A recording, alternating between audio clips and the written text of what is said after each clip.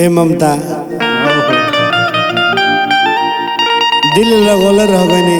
हाँ करेजा के जरौते रह गई। जरौते रह गई। चाहनी की तारा के हम अपन बना ली बाकी तू अपन ना भैलू। हाँ जाते जाते एगो बात तारा से कहो का कि अरे प्यार मापा नहीं जाता किसी पैमाने से। परवाने से प्यार मापा नहीं जाता किसी पैमाने से न मजबूरियों से डरता है न जबाने से। इस प्यार की अहमियत कम हो जाती है प्यार की अहमियत कम हो जाती है हाँ। अपने दिल की बात अखिलेश बाबू किसी और दिल वालों को बतलाने से।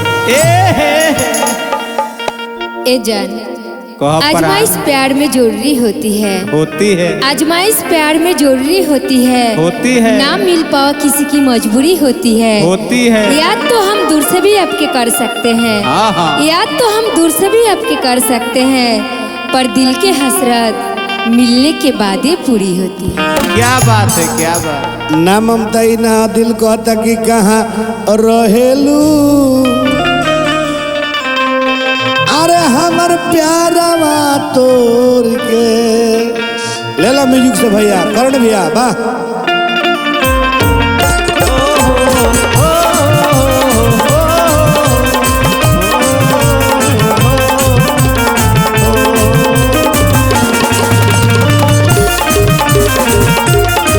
बना रहा भाई।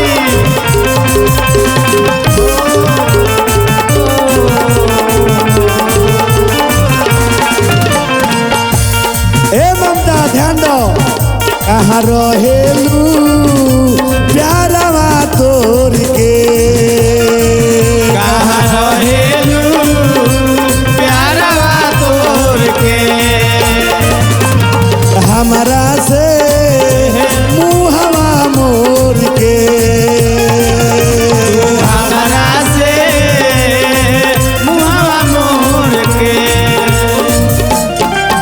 दिल से प्यार करी तू कहना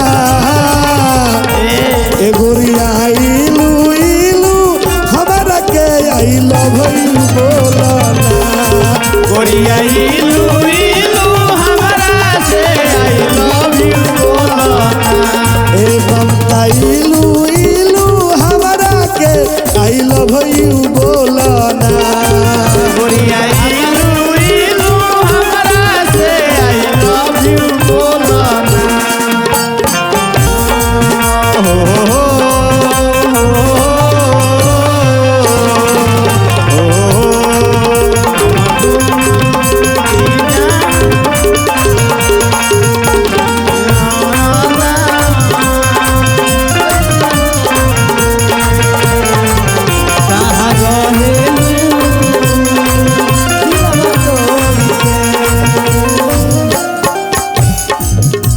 ध्यान न ममता दिल तुर के पागल तू बना देले बाड़ू हमारा के जियते मुआ देले बाड़ू दिल तुर के पागल तू बना देले बाड़ू हमारा के जियते मुआ देले बाड़ू। दूर जानी हट हमारा लग ही सटना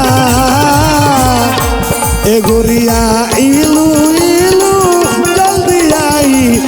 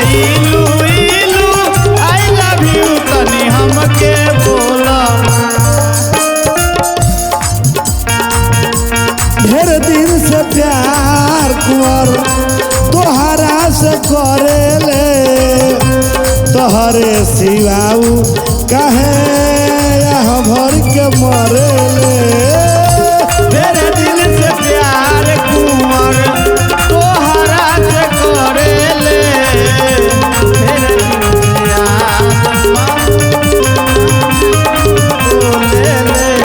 हो ढेर दिन से प्यार कुंवर तोहरा से करेले तोहरे सिवा न केहू दूसरा पर मरेले तेरे दिल से प्यार कुंवर तोहरा से करेले तोहरा सिवाना केहू दोसरा पे मरेले तोहरे बिरह सहिले हम तोहरे बिरह सहिले हम गोरी तू सहना